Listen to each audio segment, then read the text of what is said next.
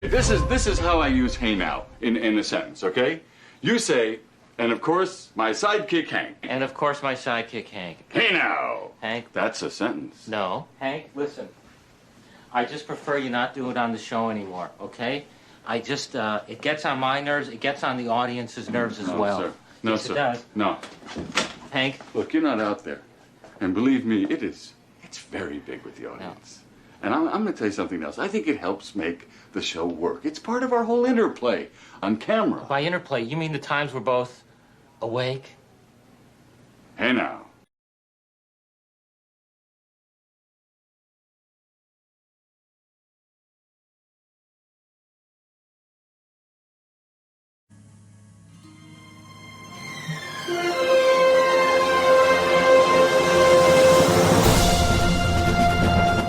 Welcome to Revcast, a civilization podcast focused on its console platforms.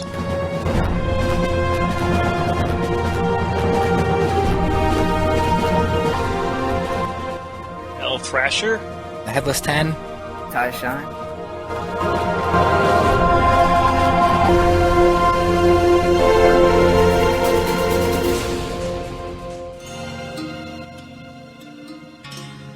So I don't think I've ever made 4 Keshik armies. I've probably made 3. I usually make 1 or 2. I think I did against you once, but that was probably the only time. Oh, well, that was the Mongol versus Mongol Yes. game? Yeah, we each made like 15 of them that game. That was the exception, though. That's was not a normal game at all. Well, I had religion, so... We both had religion eventually. Yeah. Time once again for Revcast. Welcome. I'm your lead co-host, El Thrasher, and I am joined by Ty Shine. Heyo. Now a permanent co-host, and we have a special guest host, that is Mad Jin, who we'll introduce in just a minute. I wanted to quickly offer apologies that Headless can't be here for this recording. I am in contact with the State of Connecticut Department of Corrections because I think that this is pretty important. He's able to continue his work. A little credit card fraud, I mean, what's the big deal? So hopefully he'll be back for the next episode. Anyway, our guest host is someone that should be known to a lot of players out there, especially if you've been by the 2K forums, because I think his post count is almost as high as mine is. Oh, much higher. Much higher. Okay, well, could be. So, what's your claim to fame, Majin? Oh, claim to fame. What can you brag about? I like the Mongols. See, bragging rights. I've started most of the tournaments on the 2K forums, and most of them have actually ran successfully. I've put the Mongols into the top 10 pure, thanks to Pedal to Metal throwing that gauntlet down. I've got probably one of the longest running threads on 2K forums, the All About My MP Free For All Day.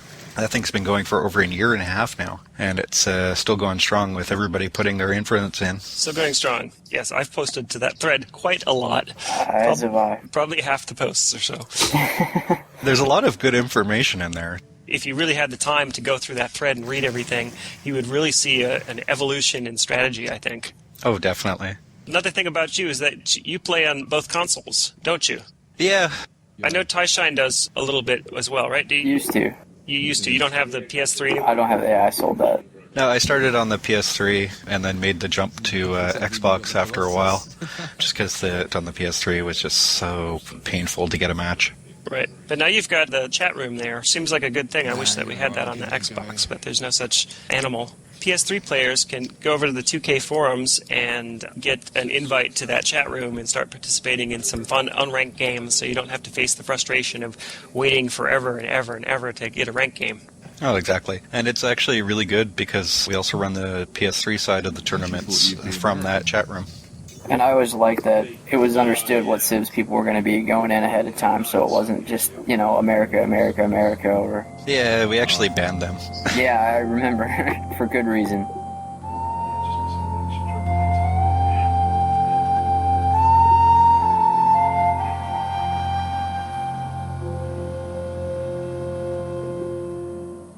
First, we have some fan mail. Hey. This is, I think, our third fan letter sent directly to the show, and second fan sending mail, because the first two were from the same listener.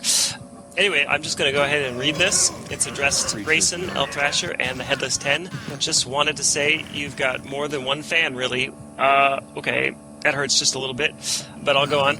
My dad and I, yes, my dad, just started listening to your podcast, and we're thrilled that someone dedicates so much time to such in-depth profile of our favorite game. Admittedly, he and I are not online players. We play mostly team games when we play and play side by side, having stumbled across horse rushes and expansion techniques outside the online game. That said, it's really good to hear in-depth strategy based on this game, and I definitely enjoy your Civ sections most, as I almost only play random and usually hate it when I'm cribbed with the Russians, but love having the Mongols. Hey, I'm a masochist. Anyway, keep on keeping on. Cheers, Raz. Well, thanks, Raz. It's nice to hear from you. Maybe someday you'll get online and play with us. But if you're enjoying what you're doing, then that's cool. You didn't ask a question, so I guess we're done with that. Next time, ask a question. No. It's fine. It's fine. If you don't have a question, you don't have to ask a question. It's nice to get fan mail.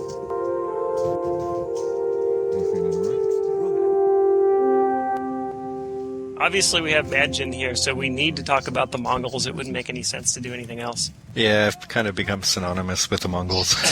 Well, if you stop using them so much, I mean... But they're so good.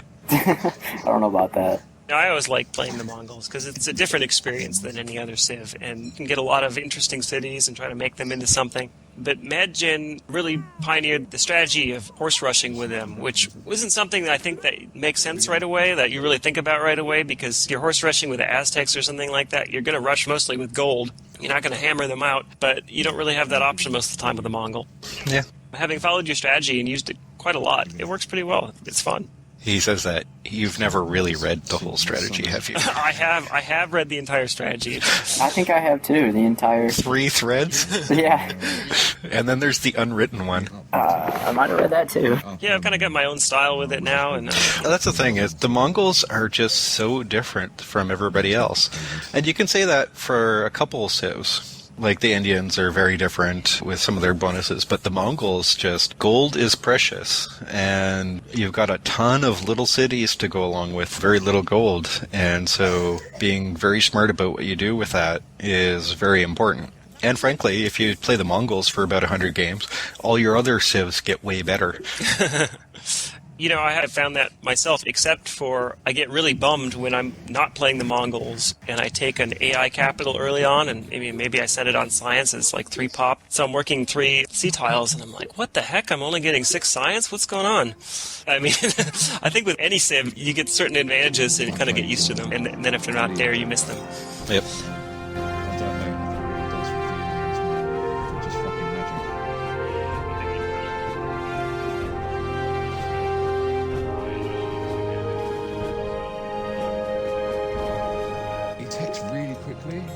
Bonuses. The starting bonus is plus 50% trade from captured cities. What could be confusing about that? That does not apply to your barb towns.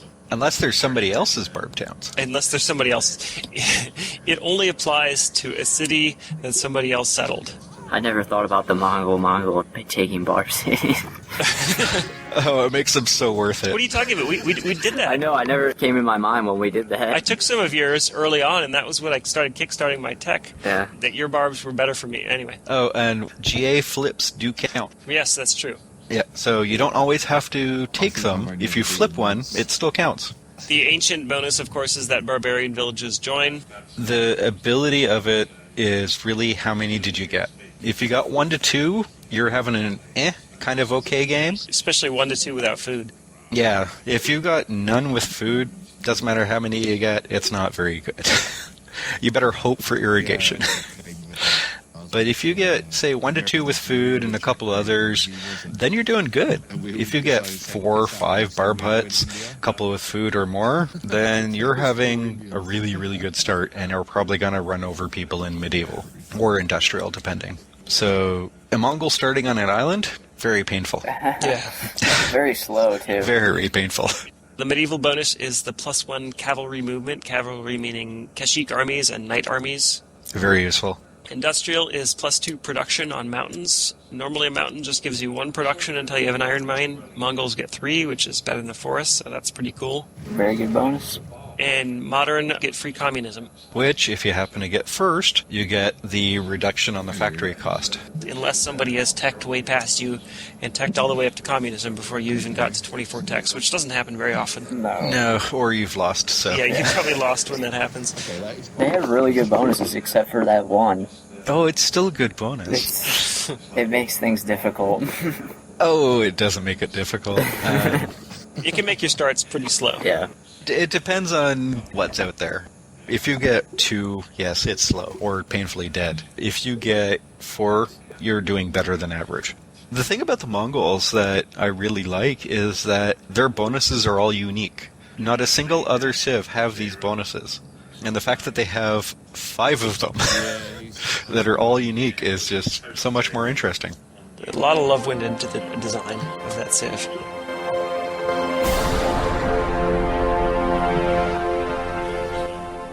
How do you start out with the Mongols? It's usually the standard start. So, work 2 forests, get 2 warriors out. Are you typically settling in place? It depends on the map. Now, granted, I've been playing long enough, I can probably tell which map is which most of the time. And if I'm on a peninsula, yeah, I'm running. The settler's not going to stay there. Though, have run into people at the other side of the peninsula and gotten myself in trouble once or twice. Yeah, but you're probably going to lose that game anyway. Yeah, so otherwise, if I know I'm kind of in the middle of the map, moving with the Mongols, not really worth it. If you're lucky, you run into an AI and you can take them out quick, but you have to hammer out that warrior, unless you get lucky with a goody hut. So These days, I'm settler rushing almost every game. yeah, it works. Just for me, I like settling in place because I don't want to get stuck beside a barb. I kind of like settling next to it. You have the double city. You get a cool double city. Oh, I know. People come up and take your capital, and you're like, actually, you didn't get it. Yeah. No, I actually do like that too sometimes. Or you could get double galley dropped. Wouldn't that be cool? Oh, that's so much fun. And it depends. I mean, if you settle beside a barb hut that has no food, but it's got a forest that it can work, that's not going to be inside your capital, then you can have that seat make archers all day long. Yeah. And then protect both. And the best part is your culture, no matter how bad it is, you'll always flip that city back. No, I've never thought of it that way. If you're making like 2 culture or something like that. Yeah, it's only 1 tile away. I've never worried too much about flips with the Mongols. They usually get that crummy 1 pop I've got. So. Oh, yeah. Yeah, right. Yeah, that's actually a nice defense. They're going to get the worst city that Yeah. is on the map. Like, you can't have a worse city than the one you just got. Congratulations. Good use of your artists. I remember Thresher galley dropped one of my 1 pops one time, and I was like, whatever. Early game, the 1-pops, they're great for getting horseback riding or whatever other tech you want, and then generating gold for your core cities to be driving out the Keshiks. But somebody walks up and takes one, whatever, go get it back later. Yeah, and if they rush an archer army in it, then They just wasted a lot of money. that was 60 gold to protect that little thing. Probably we would have some listeners who were like, how are you going to get the horse army, the Keshik army together so quickly? You don't have any gold. If you spend 5 turns researching it in your capital, and then you switch to hammers, but wait, that's wrong, right? So what do you do? Morty and I have both actually come up with about 2 or 3 different ways to horse rush with the Mongols. And I have to give him some credit for the one that I use the most often, because he brought it up on my Mongol thread. So usually what happens is then the warriors are out. Maybe make another one just because, if you have another direction to go. And then you set your capital to all production and just store it on Stonehenge. Now granted, if there's an Egyptian in the game with Stonehenge, well, you've won.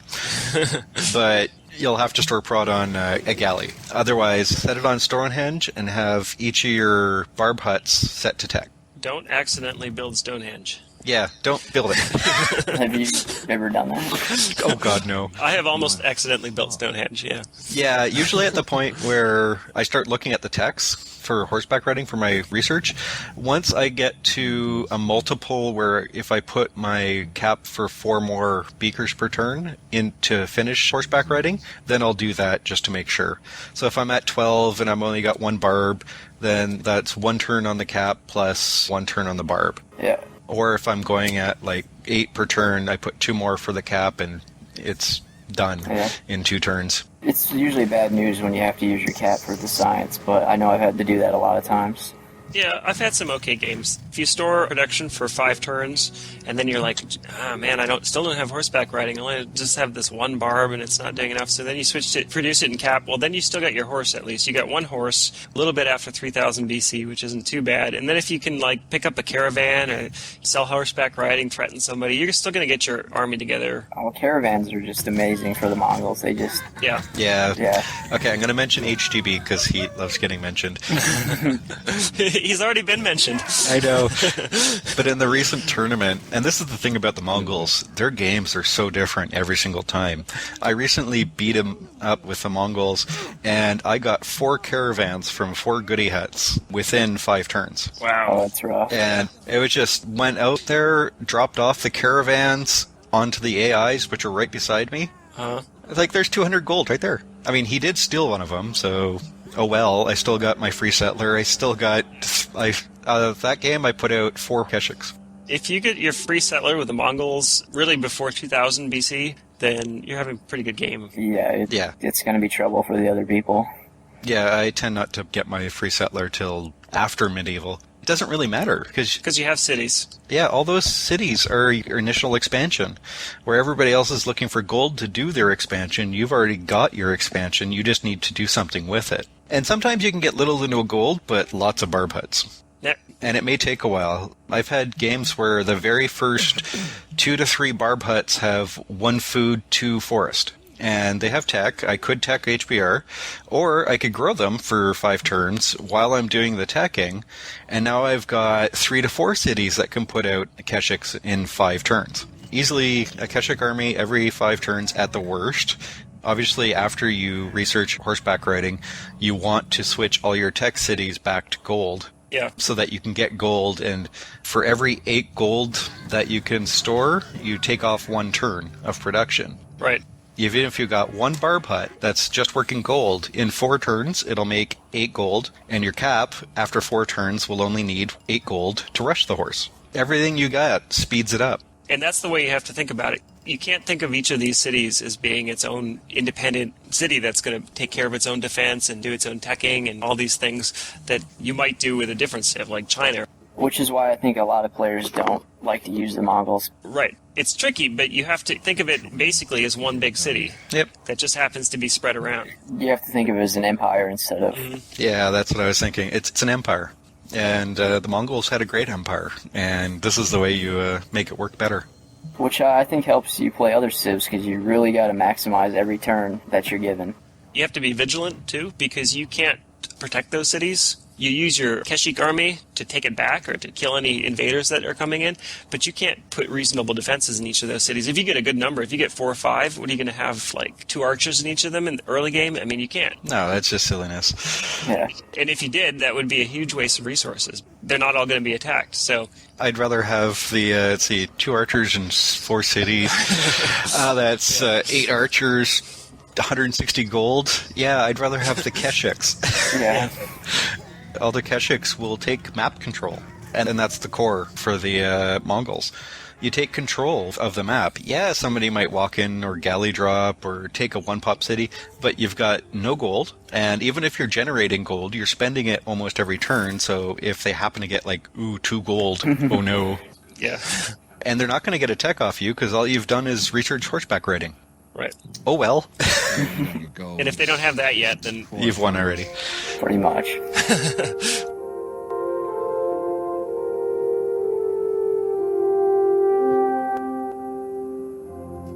Do you consider taking AI caps, another player's cap, if it's a free-for-all game? Oh, it's all very useful. If I can just kill my opponent right away, I guess that's fine, but that wasn't really much of a game. For me, it depends on how many barb huts I got and how much gold I got out of it. If I can only afford to get, say, 1 or 2 Keshik armies out by 2000, then I'm not going to go gunning for my opponent too much unless I can see that he's very lately defended. If I've already killed his horses, then sure, I might go try and take one of his, but I'd rather take an AI city, especially at 3000 or between 3000 and 2500. Because at 3,000, the AI cities go to 3-pop, and at 2,500, all but the Chinese will just be getting bronze working. So you have a 5-turn window in there where you can grab a nice 3-pop city. I think the Aztecs might get it sooner, but they're a bit more of a pain to take. Yeah, they'll rush a warrior once in a while and then just go straight to teching. And that's another key thing. Abuse the AI. It might take a little bit longer to get the Keshik armies out, but if you can put out 3 to 4 of them, you start taking out cities. AI caps... Rewards are greater. Yeah, you get plus 50% trade. Adds up like crazy. It does. It's awesome.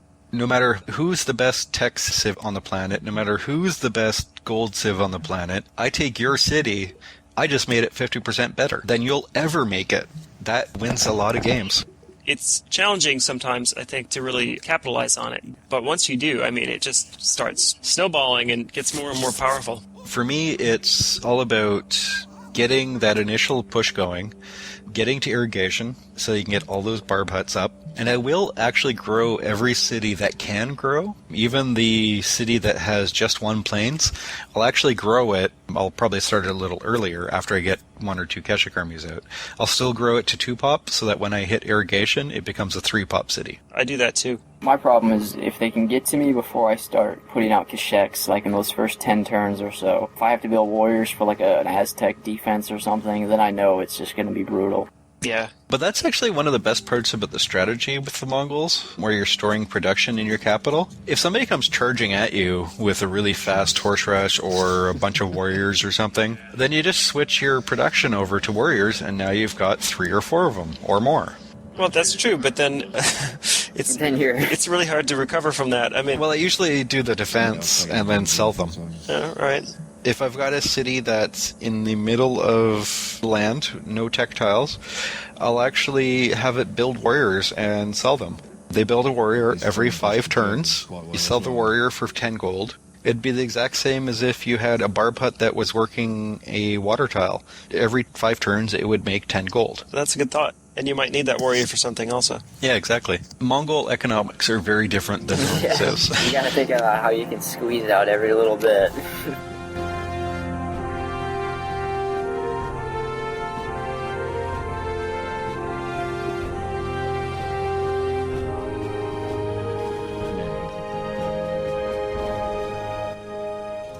You're probably not looking to end the game in medieval. No, medieval's kind of a... It's a building time, and harassing, teching, getting more cities. Yeah, taking other people's cities. Expansion for me is not me expanding unless I've got 3 cities.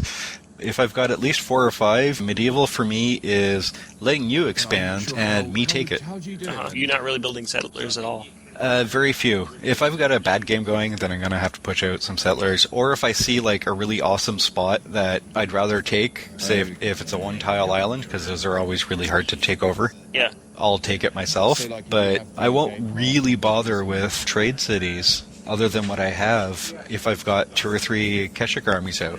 I'll use die. I like die with the Mongols. Especially double die, I'll go for it. Because I'm probably teching towards monarchy. You get those knights with the +1.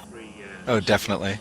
But the thing is, one of my tricks that I used to get to the top 10 pure was I did leave 1 or 2 AI in the game. And then after I got to Code of Laws and had Republic, I sold it to them. And then instantly, no matter what's going on, all of the AI that you sell Code of Laws to will start switching to settler production and start sending them out. Yeah, that's pretty good. Unfortunately, they so often pick just terrible spots for their cities. Yeah, with no water. And you're like, oh, I don't really want that. We got a hill and a plains and some desert. Enjoy. Yay! Hey, that desert's now worth 2. Oh, yeah, I didn't think of it that way. Sometimes they put them in okay spots, but they're not going to pick the best. But it does help.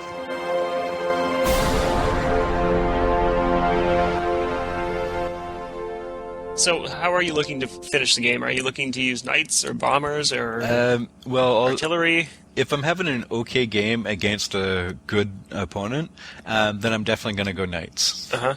And I'm also going to go knights in industrial. Most people would rather do knights in medieval because they're cheaper to rush. But if you're Mongols and there's mountains on that map, you take a settler, you drop it beside 4 mountains, that's 12 production per turn. And you didn't have to build anything. Almost a knight every other turn. Yeah, again, you're back to the Empire thought. If you've got a couple small barb huts that can't really build anything, well, you switch them to gold. Now you do have a knight every other turn. Yeah. And since they move 3, you don't have to be so close together to form the armies. I really think that +2 production for mountains is a pretty good bonus. I think it combines well with the +1 movement of knights and horsemen, because you get the knights and maybe they're a little bit later, but you can't defend all your cities or you've already lost if they can, so just hit them where it hurts. I think it combos pretty nicely with barb villages because those are next to mountains so often.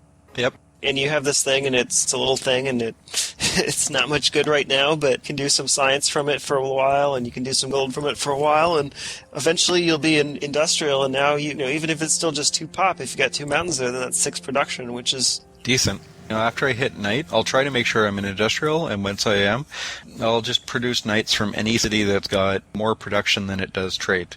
Get knight after knight after knight. I did that recently in one of the PS3 tournament games, and it was the horde cometh. Yeah. And if they're going for Oxford, you can really slow them down, and if they get it, that's bad news, but you're probably more likely to take a city that has it, and maybe you'll get advanced flight with it, so you never know. And that's the other thing. If you do know your opponent's trying for Oxford because they're nowhere near knights or religion and went straight into banking, and that's usually the big flash for me is when somebody has banking, then look for their production city. Even if you've only got 1 or 2 knight armies, you put them next to their city, which is likely only going to have an archer army there, they'll automatically switch all that production into units. Yeah. And then you'll have made them waste it. They can get industrialization, but Oxford is still very expensive. So without the production, it's tough to do. I'll take the knights because they're going to speed through cities. If you get Oxford and I've got 3 knight armies, well, your very closest city is likely going to get taken and I'll get something out of it. Now, granted, somebody gets Oxford bombers, it doesn't matter what civ you are, it's going to be painful. Unless you can spread out, if you have more production, maybe you get into modern and you switch to communism and you have a bunch of mountain cities. Oh yeah. Well, if they don't have any boats roaming around, they're going to have to use the mainland to actually take your cities, and it can definitely be a problem with your knights roaming around. Yeah. Well, that's the thing. Ignore the bombers, attack all the other units. Or attack all the cities trying to get advanced flight yourself, because once that advantage is gone, if you have more production, you're just going to win. Well, exactly. Mongols hit modern, you've got communism with plus 50% production, plus you've got mountains that give you extra 2 production. If you got communism first, you've definitely got cheaper factories, so you manage to get industrialization, and you're just cranking out the units. Yeah, I think communism for regular players is very underrated government. When I see people hitting your wall, I don't usually see people switch to it, but it really does help. It makes things that much faster. Throw in the mountains in a factory, maybe an iron mine, and it's over. Oh, yeah. Well, it's like, ooh, I don't get to have culture from temples. Yeah. That's such a negative bonus. What temples? For our style of play. Mongol culture is a little different.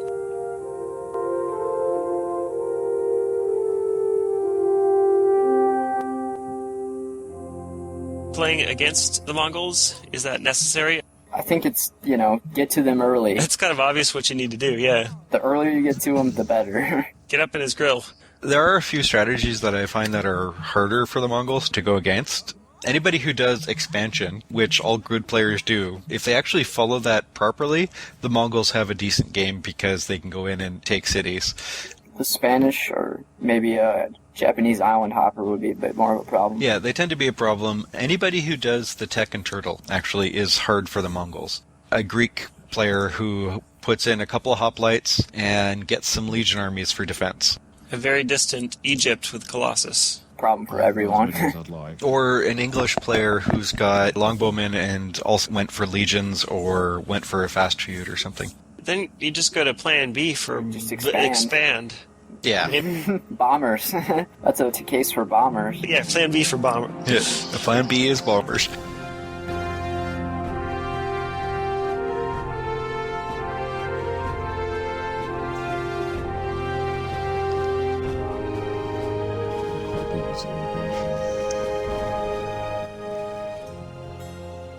Playing the Mongols, it means never having to say you're sorry. No, That is true. My take on things. You start with so little that whatever you can accomplish, it's just pretty awesome. I think they're the one civ I've never gotten a nasty message for, using horses or whatever.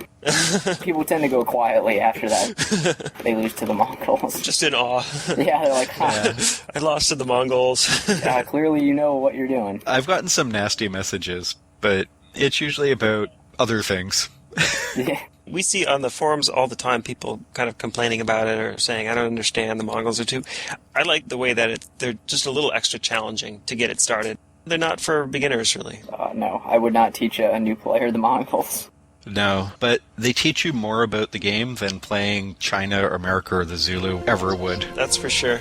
Mongols, great Civ or greatest Civ? They're great Civ. They're Not the greatest. They are the greatest in my mind. Oh, you heard it here first. Mad Jin says the Mongols are not the greatest. I'd say most unique. They are the most unique. They're the most fun to play, personally. Most licensed to just be like, in your face, man, you lost to the Mongols, right? Oh, yeah. We'll see you next time on Revcast. Thanks for having me.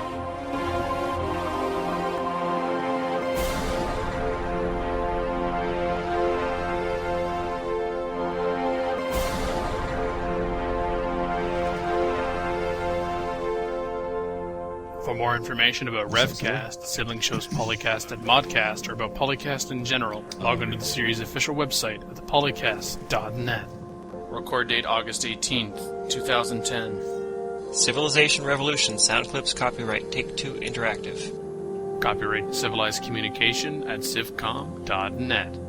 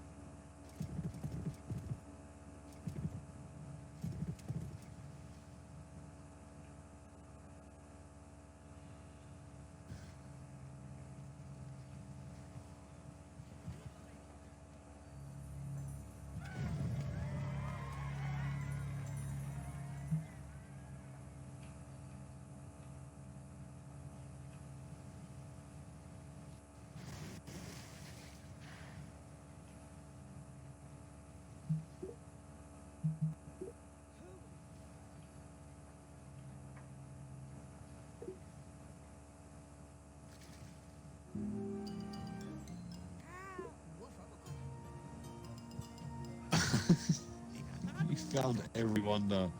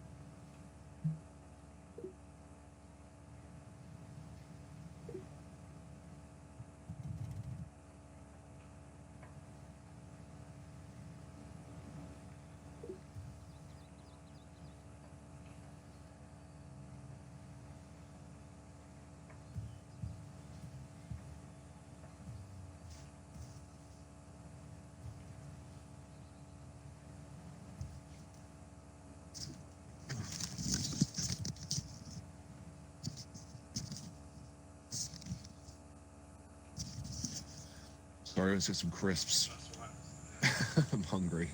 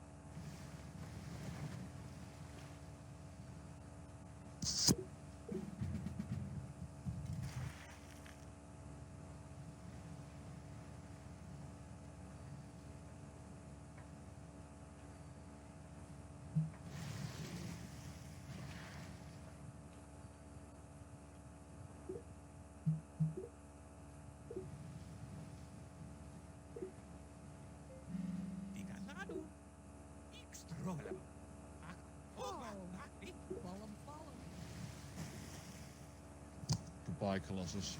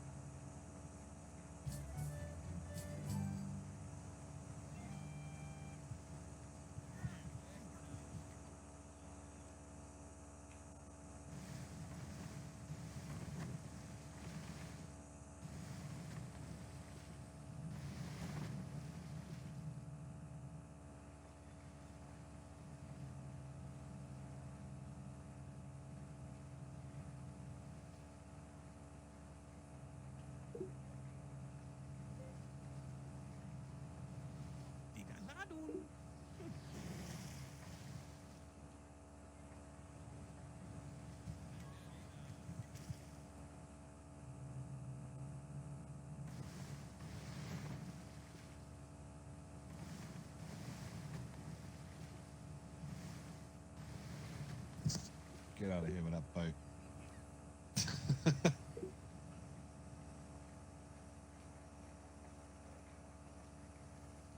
What have you got on the boat?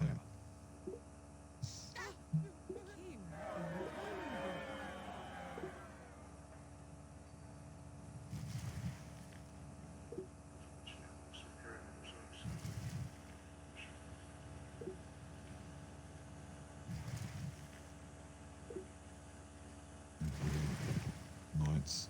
I knew it.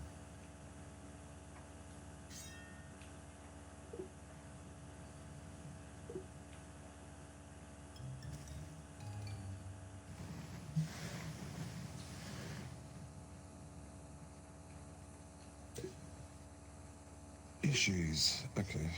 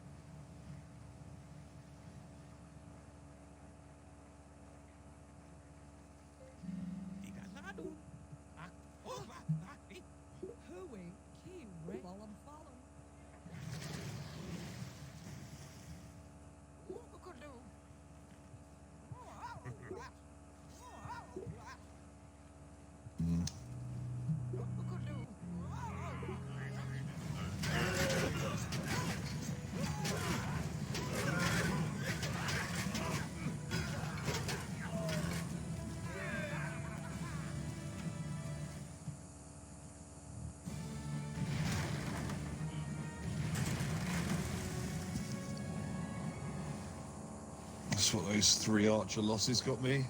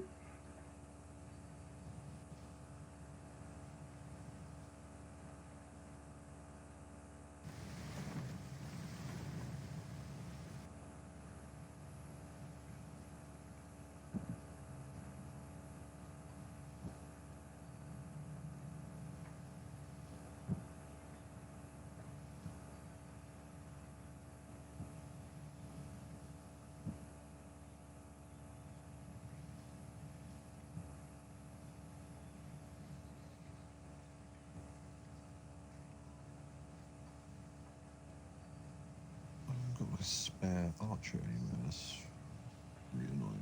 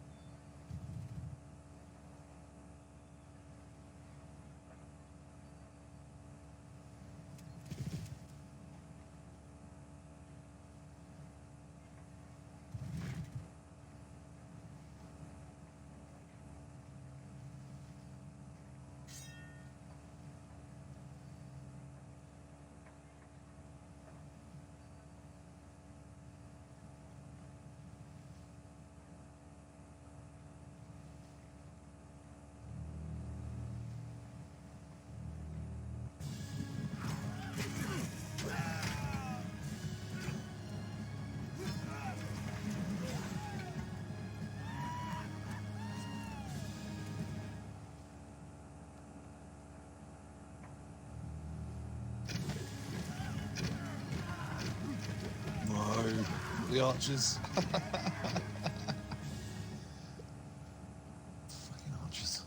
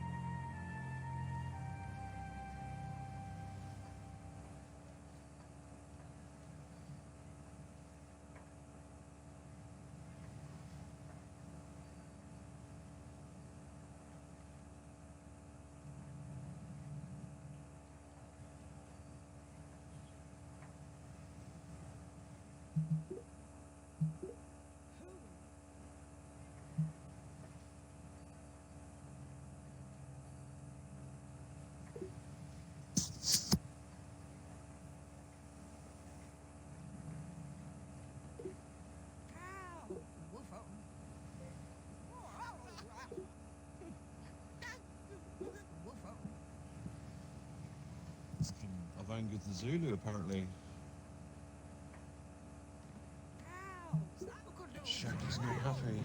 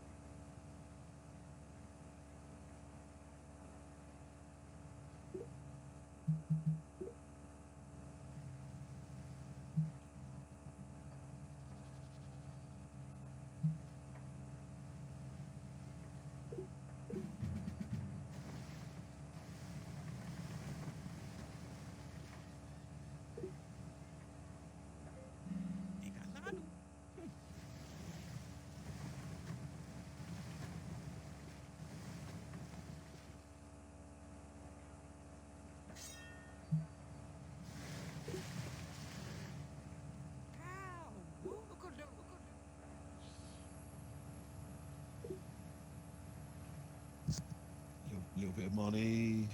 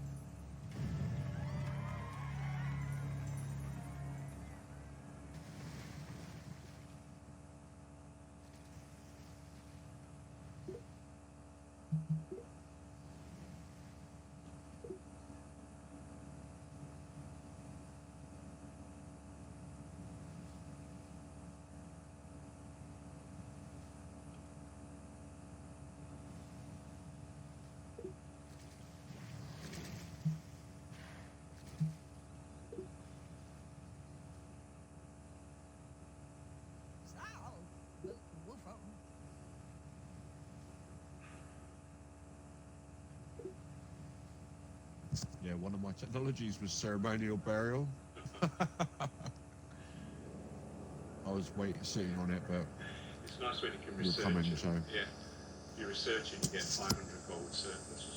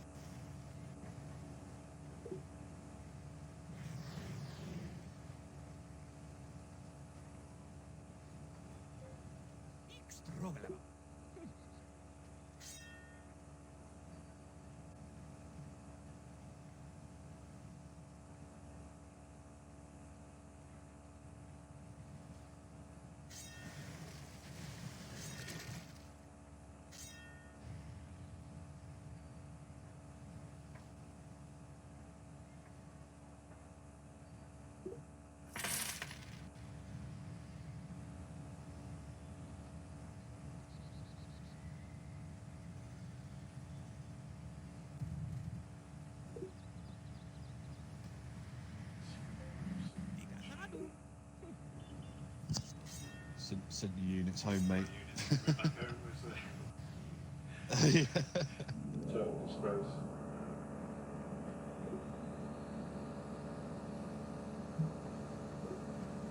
I was a bit lucky. I only just had enough to defend your knights. I telegraphed to I should have brought 2 arms, but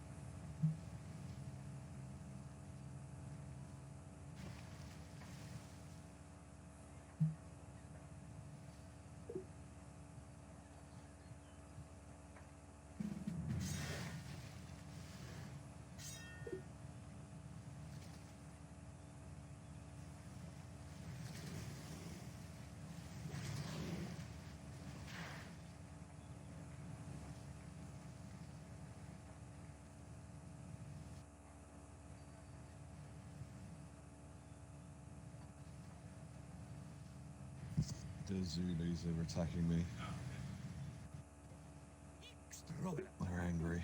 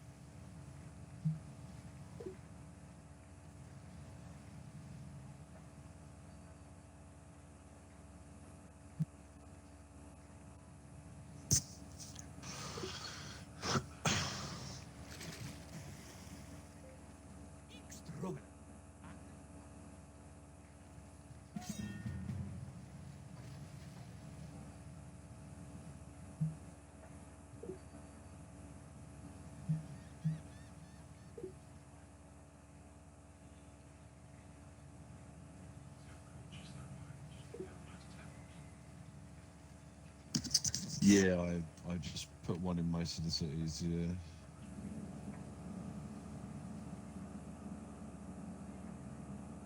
I got both the corporation and industrialization, didn't I?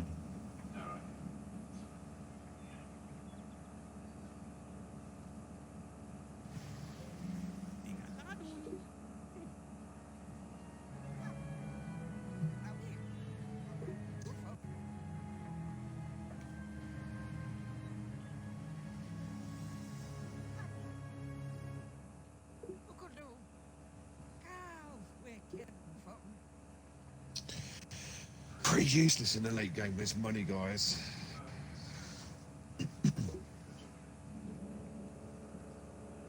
Not like I'm unhappy about 400 gold.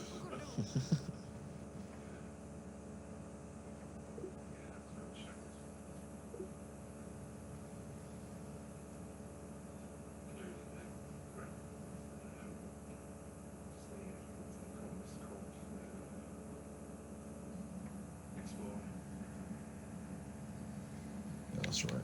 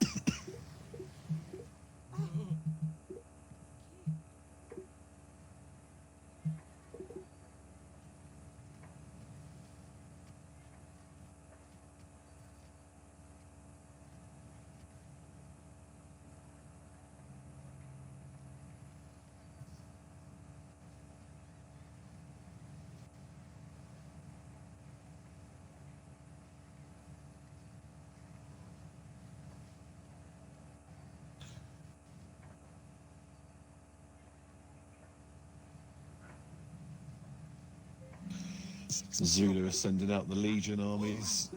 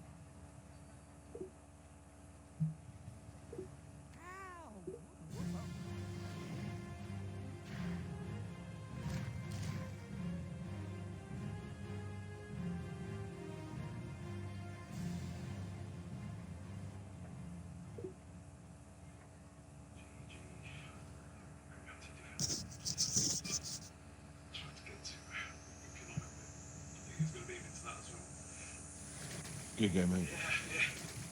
So let's think this out. So Mongols, no wonders, no artifacts, Colossus of Rhodes. I did get the Temple of Doom, didn't I? Oh, right, yeah. Although I did get ancient technology with it. And Cold War, whatever the Temple of Mongols squashed. Do you want to play again? Or... Yeah, go on then, I'll give it. I don't mind, it's up to you. Yeah, right.